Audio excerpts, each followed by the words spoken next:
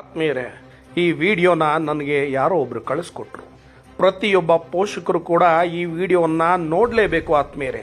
ಕಾರಣ ಇದೆ.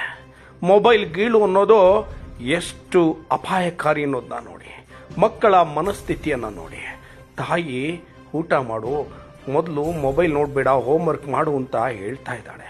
ಒಂದಷ್ಟು ಅದ್ಲಿಸ್ ಕೂಡ ಇದ್ದಾಳೆ. ಹದ್ಲಿಸ್ಬಿಟ್ಟು ಹಾಗೆ ಯಾವುದೋ ಒಂದು ಫೋನ್ ಬರುತ್ತೆ, ಆ ಫೋನನ್ನು ಎತ್ಕೊಂಡು ತಾಯಿ ಮಾತನಾಡ್ತಾ ಇರ್ತಾರೆ.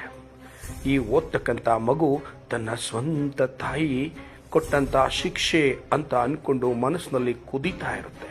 ಎಂತಹ ಕೆಟ್ಟ ಮನಸ್ಥಿತಿ. ಮೊಬೈಲ್ ನೋಡೋದೇ ಸರ್ವಸ್ವ ಅಂತ ತಿಳ್ಕೊಂಡು ಈ ಮಗು ಯೋಚನೆ ಮಾಡ್ತಾ ಇರ್ತಾನೆ. ಹತ್ತ ಕಡೆ ತಾಯಿನೂ ನೋಡ್ತಾ ಇರ್ತಾನೆ. ಎಂತಹ ಕೆಟ್ಟ ಆಲೋಚನೆ ನೋಡಿ.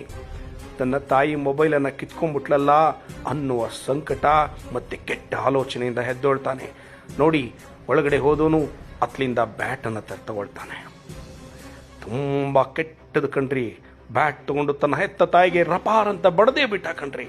ಪ್ರಜ್ಞೆ ತಪ್ಪಿ ಆ ತಾಯಿ ಬಿದ್ದೇ ಹೋದ್ಲು, ಸತ್ತೋದ್ಲು ಗೊತ್ತೇ ಇಲ್ಲ.